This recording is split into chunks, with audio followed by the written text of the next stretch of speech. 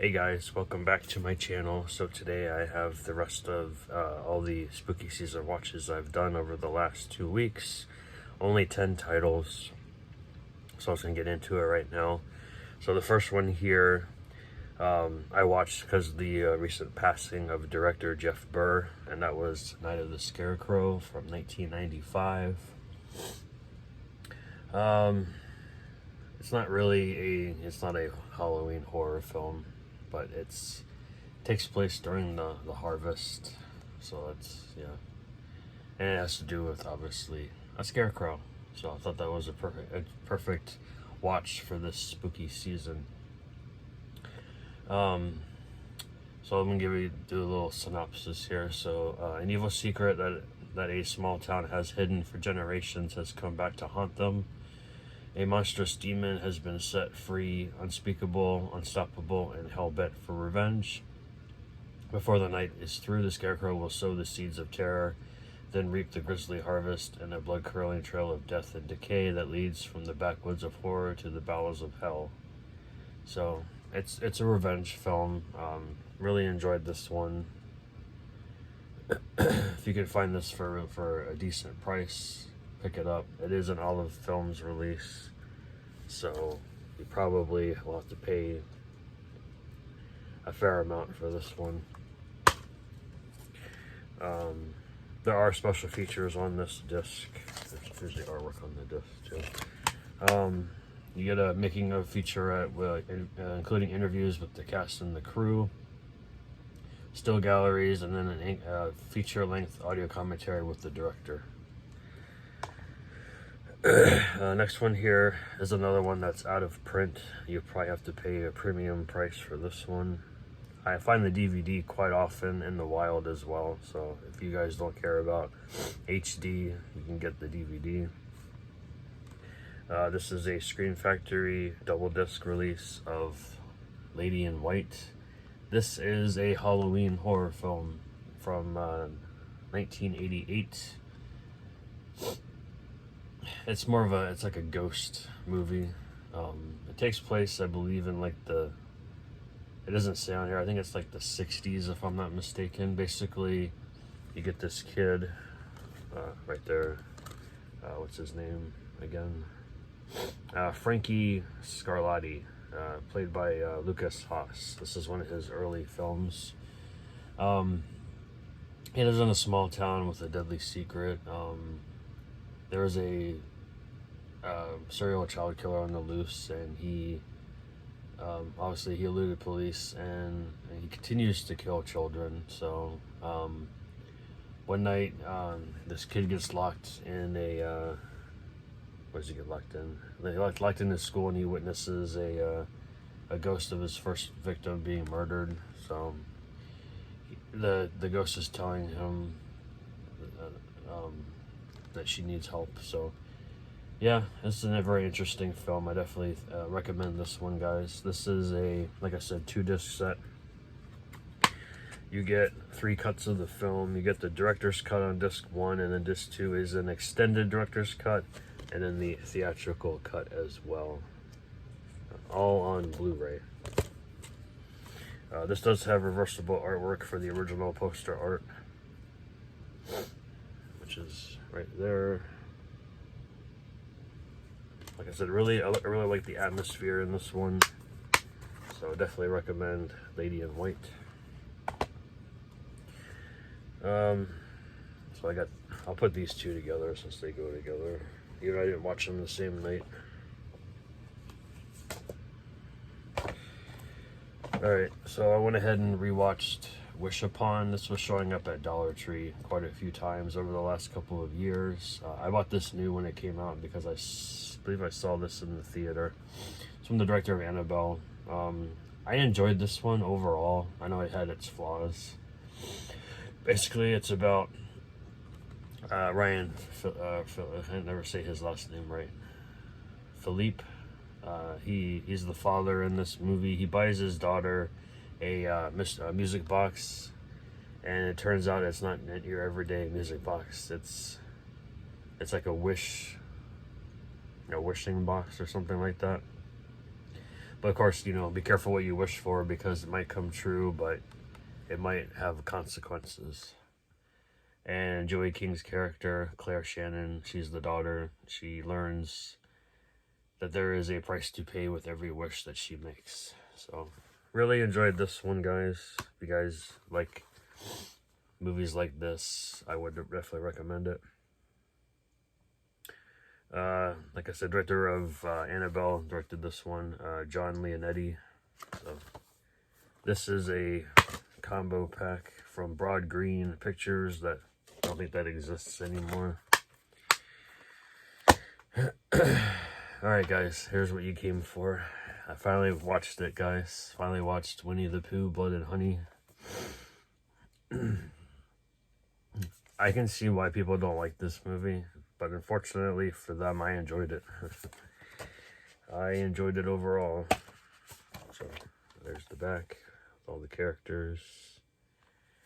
And then inside, it just shows one of the, well, if you guys have seen the movie, you know what happens here. But yeah, it's basically, actually, that does not fit in there. Oh, that sucks. Alright, so basically, Christopher Robin abandons everybody, leaves, 100 Acre Wood. Yeah, 100 Acre Wood to pursue other things. I think he becomes a doctor or something, and then he gets engaged to his fiancée, and then he decides, oh, I'm gonna go back and see my friends. Well, since you've been gone, Christopher Robin, they went through hard times. Winnie and Piglet decided to become cannibals, and they killed Eeyore and ate him, and I think a bunch of other characters as well. It goes into a little bit in the beginning of the film, but anyway, he comes back and Pooh and Piglet are pissed, and they decide they kidnap Christopher Robin, and then they do the unthinkable to his fiancée. And then these group of girls come in to like a neighboring house in the wood, and everything just goes to hell from there. So, yeah, enjoyed this one. It's not like a favorite or anything, but I did enjoy it overall. Can't wait for the sequel to come out. I don't know what they're going to do with it, but we'll see. Watched Talk to Me the other night. It was different. I did enjoy it. It was creepy. Basically, these group of kids discover they can conjure spirits with this embalmed hand.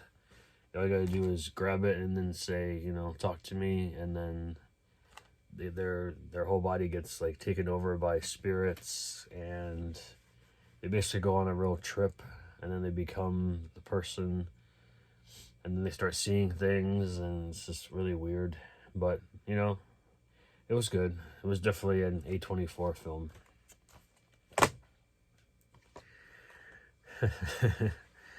This one right here was a trip. It's a horror comedy. Slaughterhouse. Basically, this college girl here, the one in the center here, she wants to become the president of the sorority. So it's a whole campaign. And I think she's trying to find this one guy around the sorority house. And he's nowhere to be found. But his pet sloth is there. Well, there's a reason why the guy is not there, but I'm not going to give it away. So she sees the sloth, so she takes it back to the sorority house, and then she says she wants the sloth to be the, the mascot of the sorority house. And everyone's on board except for obviously the current president. She's all up in arms about everything. She's a real piece of work, I'll tell you that. But and then these murders start happening, and you'll probably know who the murderer is. it's cheesy. It's very strange, but I enjoyed it overall. There could be a sequel, maybe, but I don't know for sure. But yeah, if you guys enjoy like horror comedies, I definitely recommend Slaughterhouse. This is put out by Gravitas Ventures. I got it off of Amazon for a decent price. I'm not sure how much it's going for now, but it is an MOD, burn on demand Blu-ray disc. Next one I watched was a rewatch. So I rewatched Sleepaway Camp 2 on Happy Campers. I do enjoy this sequel. The first one is probably one of my favorite movies of all time. I think I put it in my I think I did I put it in my top 25 but of the 80s, but this one right here is not a bad sequel. I know that Felissa Rose did not reprise her role in 2 and 3. I think she was busy with college or something. But I do enjoy Pamela Springsteen as Angela in the 2 sequels. This takes place 5 years after the events of the first film. Angela is a new camp counselor at Camp Rolling Hills. Apparently she's fixed. I guess she went to a get help, I believe, and she's there to teach the bad campers about being nice and whatnot. But yeah, she hasn't changed at all. She's just she's trying to warn them, but they're not listening. So she just starts killing people again. So it's fun. It's a fun watch. So I'm gonna go over this real quick with you guys. So like the original artwork from the movie posters that everyone used to see back in the day, she had a Freddy glove and a Jason mask on the cover. But the actual mask itself was actually like that. So it was a totally different mask. I just kind of threw me off because it was like, oh, she's got a Jason mask and a Freddy glove. Well, not really in the movie. So it is a selling point, I suppose. But yeah, Sleepaway Camp 2, a fun sequel. Alright, so these next two go hand in hand. So I rewatched The Barn, really enjoyed that one. This is basically it takes place on Halloween 1989. These best friends are trying to enjoy their last Devil's Night before graduation, and then I guess they're on their way to a rock concert. They find an abandoned barn. They knock 3 times, and they release 3 demons, and all the killing starts. But there's a story behind all of that, which you do see in this one, and also its sequel part 2. But this one's really fun movie. I really enjoyed this one. All the killing, all the murders, and the performances for the kids and everything. So I really enjoyed this one. You get a really cool cast here, different I guess you could say cameos, but they're actually more than cameos. But you got Linnea Quigley in here, you get Ari Lehman in here. Let me just do it here. But so the both versions that I have here are the signature versions. I don't think they're available anymore, but this is the limited edition slipcover. So as you can see, the cast and the crew signed this one. That's the director right there on top. Ari Lehman, Linnea Quigley right there, and a bunch of other people that had to do with the film. And then the sequel had a lot more budget, I believe, so they had a lot more stars come in to do part 2. This one's also signed, but I'm gonna get into it real quick. So Part 2 takes like about 3 years after the events of the first film happen. Um, there's this, I think it's a sorority house going on. Not sorority house. Well, there's a sorority house, but basically the mayor of the town put a ban on Halloween for like 3 years, and then he decides now it's fine. Everything is fine now, so we can go back to, celebrating Halloween. Mayor's played by Lloyd Kaufman of all people, and I guess the one woman in here is like all anti-Halloween. That's Linnea Quigley coming back, but she's not reprising her role. It's a different role because her character was killed in the first film. So that's cool. So they're trying to, I guess, she's trying to ban Halloween, but the mayor says otherwise. So they throw a party at a haunted house. And then, of course, along the way, the demons come back. They get, I guess they get invited back from knocking. And they come join the party, and they crash the party. So, fun times. I think there's more than just the 3 demons that come back. There's like 2 or 3 more, if I'm not mistaken. Yeah, I think there's like 2 or 3 more. Oh yeah, Doug Bradley's in here too. He plays like a father figure type character. And then of course you have Joe Bob Briggs and Darcy the Mail Girl. They come back. They're in this film as well. So, and this one's also signed. I don't think Doug Bradley signed this, but I've met him before. I got his autograph on a Hellraiser poster. I do get Joe Bob on here. Get Diana Prince, or Darcy the Mail Girl. Linnea Quigley signed this again. Ari Lehman signed this again, and then a bunch of other people as well. So really cool. I think both of them come with the Blu-ray and the soundtrack. So, soundtrack's by Rocky Gray from formerly of Evanescence, amongst other bands. So, highly recommend you guys pick up The Barn and The Barn 2. You can get these from Scream Team Releasing. Part 3 is in the process of production. I don't know if it's done filming yet, but I know it's in the works, so I can't wait for that. And then finally, we have Haunted Ween from 1991. This is a really strange film, but I enjoyed it. It's kind of like, I don't know, it's not really like a revenge type movie. Basically, it's about this kid who really wanted to be part of his family's haunted attraction during Halloween, and they say he's too young and too small to do it.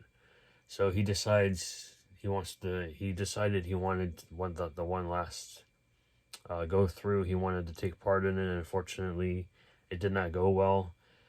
Basically, he was just trying to scare a girl, and he ended up, he didn't kill her, just kind of like an accident. But she gets stabbed through the heart from some strange reason, and then he freaks out, and then he puts her out of her misery, and then he leaves, and then it's unclear what happened after that besides him leaving, because it fast forward like 20 years later, and he's living at home with mom, and mom has a heart attack and dies, and the neighboring, I guess, was a fraternity, and there's a lot of like sorority and fraternities in this stack.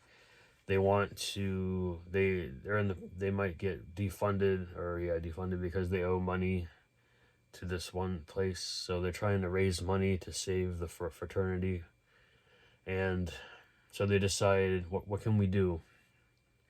They come up with all these ideas that they've done before, but they haven't made any money off of it, so they decided, you know what, let's make like a haunted house type thing, and then word goes around, and I guess Eddie, the kid that I mentioned in the beginning of this this review, um, decides, yeah, you can use my family's haunted house. Or he doesn't say that he's the person. He just says, you can use that attraction over there, the old abandoned Berber haunted house place. And he's like, well, do you own it? He doesn't answer them. He just gives them the keys and says, I'm okay with it. And then he leaves. And then the cops show up at the place, and he's like, you're trespassing. He says, the fraternity leader's like, no, I got permission. I have the keys. Who gave you the keys? I don't know. Some guy. Doesn't matter anyway. I have the keys, so I'm going to do it. So they do it, and Eddie shows up, and, you know, things go horribly wrong. But yeah, I definitely enjoyed this one. Really good kills in here. It is from 1991. It is, I wouldn't say it's like low budget, but it's pretty, the effects are cool. The acting is not great, but, you know, that's what you get for hiring like no-name actors from the early 90s. I think one of them was even a porn star, because I looked her up on IMDb, and she was like a model, but it looks like she was only in like soft cores or something like that. But anyway, this is directed by W. Doug Robertson. I bought this on eBay, I believe, for like $10 or something like that. It came with a couple extra things. I think I have it right over here. I think it's just this. It just came with like a trick-or-treat bag, so it's pretty cool. Yeah, I don't know if this website still exists or not, but you can go to hauntedween.com, and you can get like a goodie bag with your purchase of the DVD. There is no Blu-ray, because believe me, if there was, I would have picked that one up instead. So that is everything for this movie review, spooky season movie review video. If you guys have seen any of these, please let me know what you think, what you thought of them. And hope you guys enjoyed your Halloween. Hope you got a lot of your kids got a lot of candy. You watched a lot of spooky movies. You stayed safe. You're home. Everything is good in your life. So take care, and I'll see you guys in a few days. Bye.